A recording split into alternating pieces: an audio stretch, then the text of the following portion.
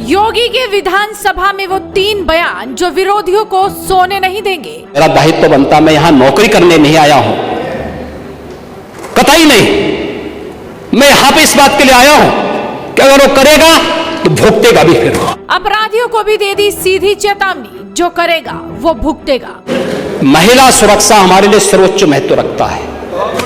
हमने इस बात को पहले दिन कहा है, कोई खिलवाड़ करेगा तो उसका खामियाजा भुगतेगा।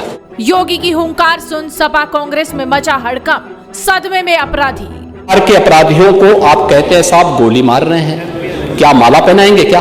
लोकसभा चुनाव के बाद पहली बार यूपी विधानसभा में मुख्यमंत्री योगी आदित्यनाथ बेहद आक्रामक नजर आए। अनुपूरक बजट पर बोलते हुए सीएम योगी ने एक साथ सपा और पार्टी के भीतर के विरोधियों को भी सीधा संदेश दे दिया। गोमती नगर के हुड़दंगी हो या फिर अयोध्या में सपा नेता के रूप में अपराधी, योगी ने सबको अच्छे से रेल दिया। योगी की ये हुंकार सुन विपक्षियों के पसीने छूट गए तो अपराधी भीगी बिल्ली बन गए। विधानसभा में योगी ने वो 3 बयान दिए जो अब सोशल मीडिया पर काफी वायरल हैं। अपने भाषण के दौरान योगी ने कहा कि मैं यहाँ पर कोई नौकरी करने नहीं आया हूँ और ना ही प्रतिष्ठा पाने आया हूँ, ये सब मुझे मठ में ही मिल जाता। साथ ही उन्होंने कहा कि मेरे शासन में जो करेगा वो भुगतेगा। आपको बुलडोजर से डर लगता है, लेकिन ये निर्दोष के लिए नहीं है, उन्हीं अपराधियों के लिए है जो प्रदेश के नौजवानों के भविष्य के साथ खिलवाड़ करते हैं, जो प्रदेश के व्यापारी और बेटी की सुरक्षा में सेंध लगाने का काम करते हैं, जो प्रदेश के अंदर अराजकता पैदा करके सामान्य लोगों का जीना हराम करते हैं। मेरा दायित्व बनता, मैं यहां नौकरी करने नहीं आया हूं, कतई नहीं। मैं यहां पे इस बात के लिए आया हूं कि अगर वो करेगा तो भुगतेगा भी। फिर और इसीलिए मैं यहां पे आया हूं कि हम लोग उससे लड़ेंगे। ये लड़ाई हमारी सामान्य लड़ाई नहीं है, ये प्रतिष्ठा की लड़ाई भी नहीं है। मुझे प्रतिष्ठा प्राप्त करनी होती है तो मुझसे से ज्यादा प्रतिष्ठा अपने मठ में मिल जाती है, कोई आवश्यकता नहीं मेरे लिए।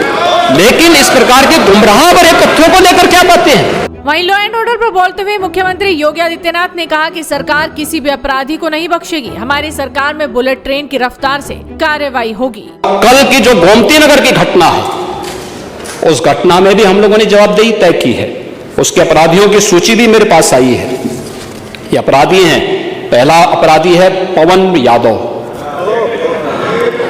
दूसरा अपराधी मोहम्मद अरबाज। ये सद्भावना वाले लोग हैं, यानी सद्भावना, अब इनके लिए सद्भावना ट्रेन चलाएंगे, इनके लिए बुलेट ट्रेन चलेगी, चिंता मत करो। और उस बुलेट ट्रेन की तैयारी की जा रही है। और इसीलिए महिला सुरक्षा हमारे लिए सर्वोच्च महत्व रखता है। हमने इस बात को पहले दिन कहा है, कोई खिलवाड़ करेगा तो उसका खामियाजा भुगतेगा।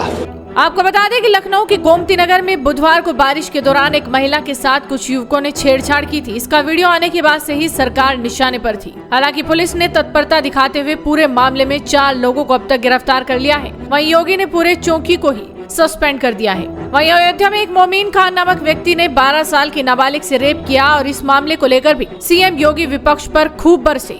अयोध्या का ये मामला है जिसमें अयोध्या में मोइन खान जो समाजवादी पार्टी का नेता है, अयोध्या के सांसद की टीम का सदस्य है, 12 वर्षीय एक नाबालिग बच्ची के साथ दुष्कर्म का कृत्य में शामिल पाया गया। अभी तक समाजवादी पार्टी ने उसके खिलाफ कार्रवाई नहीं की है। मैं ये नहीं समझ पा रहा हूं कि ये सब क्या है। अब क्या ये कोई समाजवादी पार्टी ना बोले? आपका एक्टिव मेंबर है, आपके सांसद के साथ बैठ रहा है, खा रहा है, उनके साथ चल रहा है, लेकिन इस प्रकार के, और यह अति पिछड़ी जाति से जुड़े हुए एक बालिका से जुड़ा हुआ मामला है, और इस प्रकार की घटिया हरकत में वह लिप्त है, लेकिन तब भी उसको हल्केपन से उड़ाने का काम होता, यानी हल्केपन से लेने का काम होता है। ये घटनाएं क्या दिखाती हैं? कल ही हरदोई में एक दुर्भाग्यपूर्ण घटना घटित हुई, और हरदोई में घटित दुर्घटना में भी बीरे उर्फ वीरेंद्र यादव इस समाजवादी पार्टी का पूर्व जिलाध्यक्ष है, अब देखो किस प्रकार के व्यक्ति को आप जिलाध्यक्ष बना रहे हैं। 28 इस प्रकार के मामलों में व्यक्ति लिप्त है। समाजवादी पार्टी का पूर्व जिलाध्यक्ष है। कल एक अधिवक्ता की हत्या सरेआम इसके द्वारा करवाई गई है। और इस प्रकार के अपराधियों को आप कहते हैं साहब गोली मार रहे हैं, क्या माला पहनाएंगे क्या? मुझे आश्चर्य होता है। अब इस प्रकार का तो ये ताजा उदाहरण है, इस समाज के लिए सबसे बड़े कलंक है, इस समाज का कोड़ है। और इस कोड़ को जब तक हटाएंगे नहीं तब तक उत्तर प्रदेश की स्थिति को ठीक करने में कठिनाई होगी।